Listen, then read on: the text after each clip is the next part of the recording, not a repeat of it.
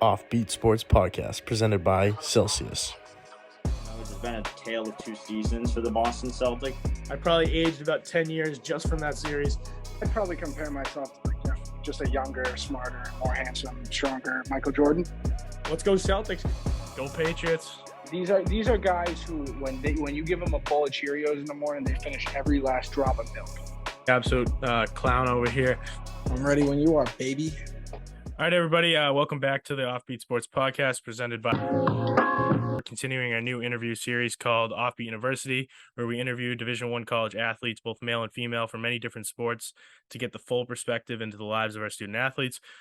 Today, we are joined by Olivia Borgen, midfielder for the Penn State women's soccer team. Thanks for joining us, Olivia. We appreciate it. Thank you for having me. So how did you come to your decision to choose Penn State in your whole recruitment process? Because I'm sure you were highly recruited after your success at Women Hanson. Oh, thank you.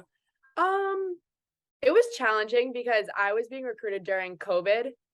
So it was really tough to get out to schools and see them. But my top 4 schools in the end were BC, Clemson, Michigan, and then obviously Penn State. And they were all great options, all great soccer schools. But in the end, it really came down to the coaching staff for me personally. And the coaches at Penn State, they were just different. Their mindset and they were so passionate about the team and just everything they talked about, I loved. So that's the main reason why. And it's kind of funny because that was the only school that I had never been to. And I committed there before I even saw the school in person, which is wild, but it ended up working out. And the coaches are exactly how they were when they recruited me. So yeah, sometimes you just got to take that leap and it works out. Yeah, exactly. I'm so glad I did. So prior to playing for Penn State, you played for South Shore Select GA here in Massachusetts. So how did playing for an elite club team like that help prepare you to play soccer at the D1 level?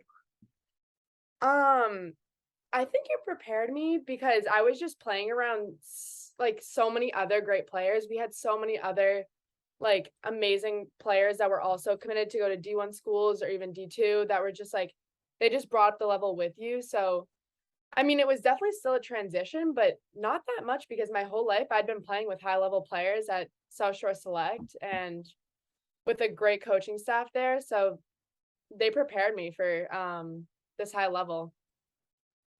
Yeah, so in high school, you and your Women Hanson soccer team won the state championship in 2021, I believe. So what was that experience like, getting to that game? Oh my gosh, that was the coolest thing ever. It was so cool just to know that I helped a team win a state championship for a school that's never done it before. So that was just a really cool experience. And then just being escorted by the cops home, the sirens, it was such a cool experience. I'll never forget that ever. It was so fun.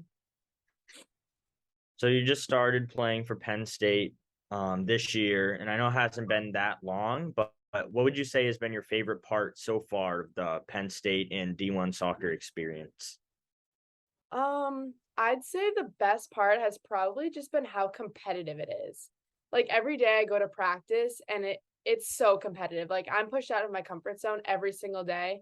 And I love it because I can tell I'm getting better every single practice because I'm so uncomfortable. And I don't know if that's every school where it's at, but here it's definitely I'm getting pushed and I love that about it. And then also I'd just say the team connectiveness, our team is so close and everyone is so nice and friendly. So that's just been an amazing part of it. Yeah, so Penn State's a big school. So I mean, you've probably been going to football games and stuff. What's the atmosphere there? I mean, it must be kind of crazy compared to our small level high schools around here. Yeah, it's crazy. And just walking around campus, I'll see or even in our athlete academic center, I'll see the football players that got a touchdown last weekend or something. I'm trying to act like they're not celebrities or they could be in the NFL next year. Exactly. They'll sit down with us in a room to study. And I'm oh my God, he's going to the NFL. That's what my brain says. But it's really cool being part of such a big school that's so huge with athletics. And we went to one football game and it was the coolest thing ever. They actually brought the athletes out on the field and we took a bunch of pictures out on the field. So that was really cool. But yeah, it's definitely a huge difference from going to a small town Hanson to this huge school, but I love it. It's the best thing ever. So a big thing for collegiate athletes, as of late, like the last couple of years, is the new NIL rules. Like, you can start to make money off your name, image, and likeness. Yeah. So do you plan on taking advantage of these opportunities? I know you're just kind of getting into the college scene. Do you think you'll look into taking advantage of them? Yeah, our whole team kind of has something with that right now where everyone has their own like personalized merch almost. So like my family and friends, like anyone who they like whoever they want wants to buy my merch, like with my number on it, they can do that and I'll make a profit off it, which I think is pretty cool. I didn't really have to do anything. The school just like set that up for us. Mm-hmm. But I would like I don't have any like personal NIL deals, but I definitely want to like look into doing that. I think that's really cool that they're allowing student athletes to like make their own brand and like just being able to have deals in college. That's really cool. So I think in the future I'll definitely look into that. I just don't know enough about it right now. It's a really cool thing. I know just from like Yeah. personal experience with people that like, and my buddy who's playing Division I baseball, I'm like trying to get him to. He's like not interested. I'm like, dude, just do it. Really? I'm like, I'll take all your free stuff if you want. Like, Yeah, but like, it's a really cool thing. I mean, like, it is. and just from what I've heard, is like you just reach out to these companies and like most of Yeah, them you want to really do have it. to So put it's kind of yourself cool. out there. hmm Yeah. Yes. And maybe like get my TikTok going to like Yeah, right. I mean, that's always a big thing. I mean, that's a big thing right now. We're trying to do that. I mean, we suck Yeah. at it, but It helps. so as a high level Division I athlete, how do you balance your your life of a student athlete? Like, how do you balance the academic part of athletics? Yeah. I would say at first it was pretty challenging just because like the workload was a lot more in college.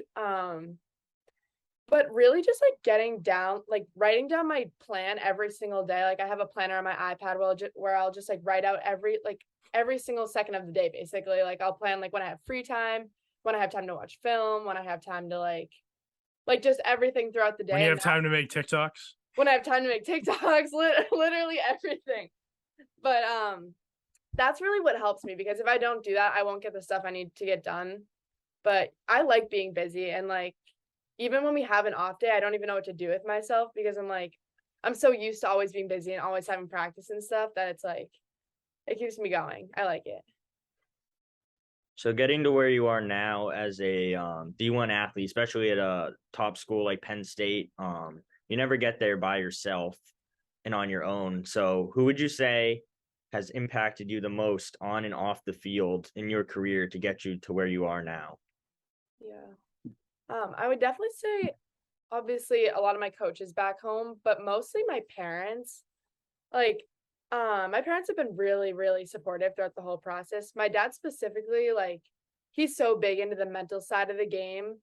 Like, he's just, and I know, like, he's told me that's what separates you from being a great player and a good player. Like, he's just taught me so much on that. And so he's impacted me a lot. And especially off the field, too. He's just the best role model ever. I look up to him every day. He's such a great person. So I think off the field, he's definitely shaped me to be like the person I am today, too. Yeah, being mentally strong can be just as important as being physically strong. I know Yeah. that's a big thing we've talked about with some of our student athletes on the show. I mean, it's just trying to keep the balance there. Yeah, exactly. So last question, just as a fan of the game growing up, I mean, the US has had a lot of prolific women's soccer players, especially as of late. Are there any players that you looked up to growing up or try to model your game after? I would definitely say the Mewis sisters.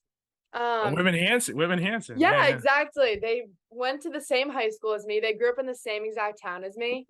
So I just think that's so cool. It almost makes like these bigger goals that I have seem almost more real because they grew up in the same town as me and they did it. They made it to the full national team.